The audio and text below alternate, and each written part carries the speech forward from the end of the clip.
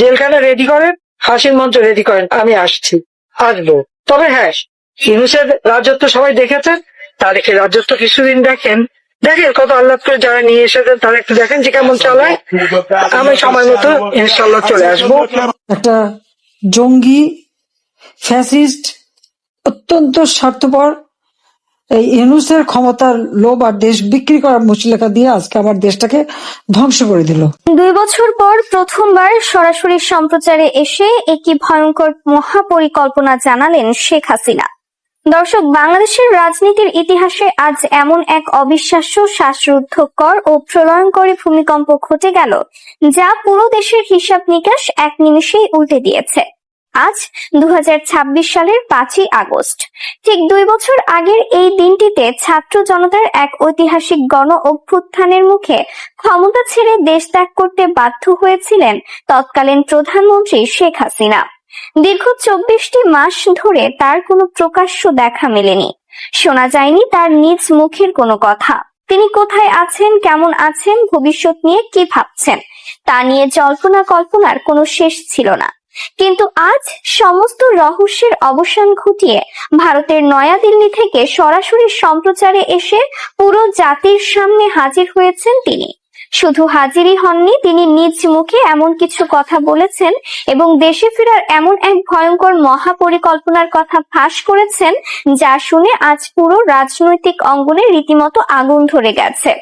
এই সরাসরি সম্প্রচারে তার সাথে আন্তর্জাতিক মাধ্যমে আরো যুক্ত ছিলেন তার ছেলে সজীব ওয়াজেদ জয়, সাবেক মন্ত্রী মহিবুল হাসান চৌধুরী নওফেল এবং সাবেক সংসদ সদস্য ও বিশ্বসেরা ক্রিকেটার সাকিব আল হাসান। কিন্তু পুরো বিশ্বের নজর ছিল কেবল শেখ হাসিনার দিকে।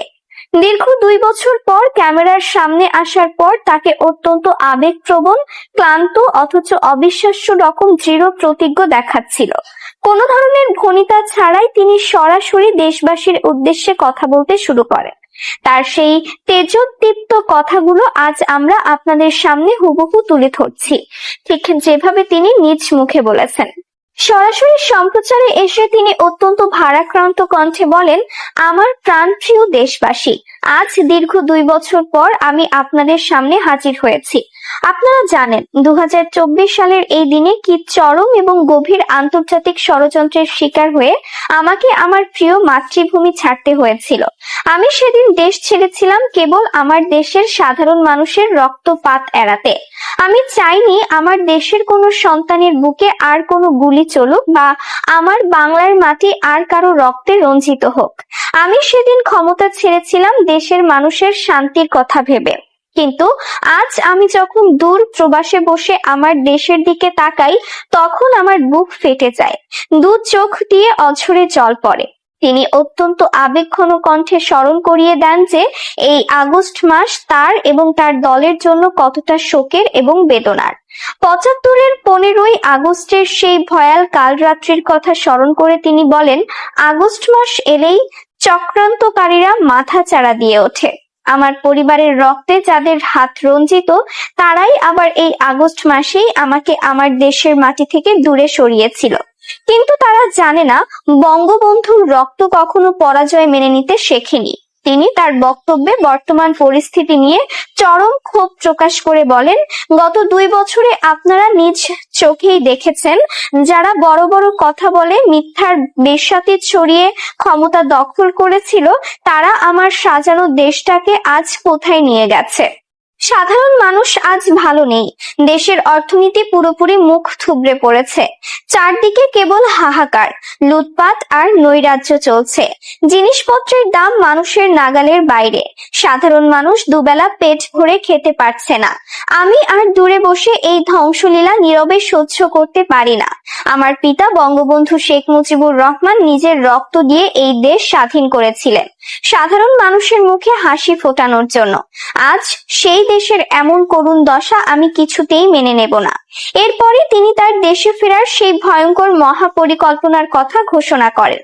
তিনি এক চরম হুঁশিয়ারি দিয়ে বলেন, তাই আজ আমি আপনাদের সামনে একটি স্পষ্ট বার্তা দিতে এসেছি। আমি আপনাদের কথা দিচ্ছি, আমি খুব শিগগিরই আমার বাংলার মাটিতে ফিরে আসছি। আমাকে কোনো আইনি বাধা, কোনো মিথ্যা মামলা বা কোনো দেশি বিদেশি চক্রান্ত আর আটকাতে পারবে না। আমার পিতার স্বাধীন দেশে ফেরার অধিকার আমার জন্মগত। যারা ভেবেছিল আমাকে দেশ ছাড়া করে তারা চিরকাল শান্তিতে অবৈধ ক্ষমতা ভোগ করবে, তাদের সেই রঙিন স্বপ্ন আমি আজ ভেঙে চুরমার করে দেব। আমি আজ আমার দলের প্রতিটি নেতা কর্মী যারা গত 2 বছর ধরে চরম নির্যাতন, নিপীড়ন ও হামলা মামলা সহ্য করে আত্মগোপনে আছেন, তাদের উদ্দেশ্যে বলছি, আপনারা আর লুকিয়ে থাকবেন না। আপনারা প্রস্তুত হন। আপনারা বুক ফুলিয়ে আবারও রাজপথে নেমে আসুন। আমাদের আবারও ঘুরে দাঁড়ানোর সময় চলে এসেছে। আমাদের যে সুদূর প্রসারী মহাপরিকল্পনা রয়েছে তা আজ থেকে বাস্তবায়নের কাজ শুরু হলো। তিনি বর্তমান প্রশাসনকে সরাসরি চ্যালেঞ্জ ছুড়ে দিয়ে বলেন, যারা ভেবেছিলেন মামলা আর হামলার ভয় দেখিয়ে আমার দলের শিকড় উপড়ে ফেলবেন, তারা বোকার স্বর্গে বাস করছেন। আওয়ামী লীগের শিকড় বাংলার মাটির অনেক গভীরে প্রথিত। তিনি তার ভবিষ্যৎ রাজনৈতিক পথরেখা সম্পর্কে অত্যন্ত চাঞ্চল্যকর কিছু তথ্য দেন। তিনি সরাসরি সজীব ওয়াজেদ জয় এবং উপস্থিত অন্যান্য নেতাদের কড়া নির্দেশ দিয়ে বলেন, এখন থেকে দলের সমস্ত নিয়ন্ত্রণ আমার সরাসরি হাতে নিচ্ছি। প্রতিটি জেলায়, প্রতিটি থানায়, প্রতিটি ওয়ার্ডে আমাদের পুরনো শক্ত ঘাঁটিকে পুনরায় জাগ্রত করতে হবে। আমাদের তৃণমূলের ত্যাগী নেতাদের সামনে নিয়ে আসতে হবে। আন্তর্জাতিক মহলের সাথে আমাদের ইতোমধ্যে সমস্ত আলোচনা সম্পন্ন হয়েছে।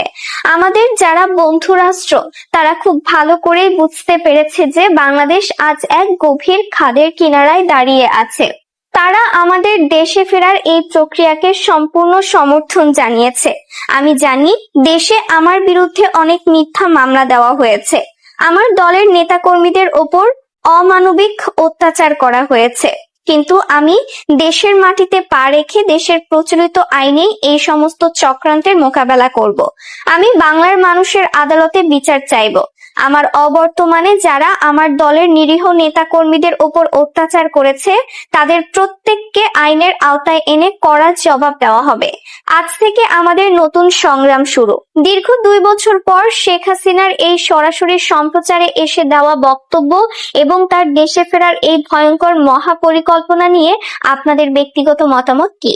আপনারা কি মনে করেন তিনি সত্যি সত্যি আবারও বাংলার মাটিতে ফিরে এসে দেশের রাজনীতিতে নিজের শক্ত অবস্থান তৈরি করতে পারবেন?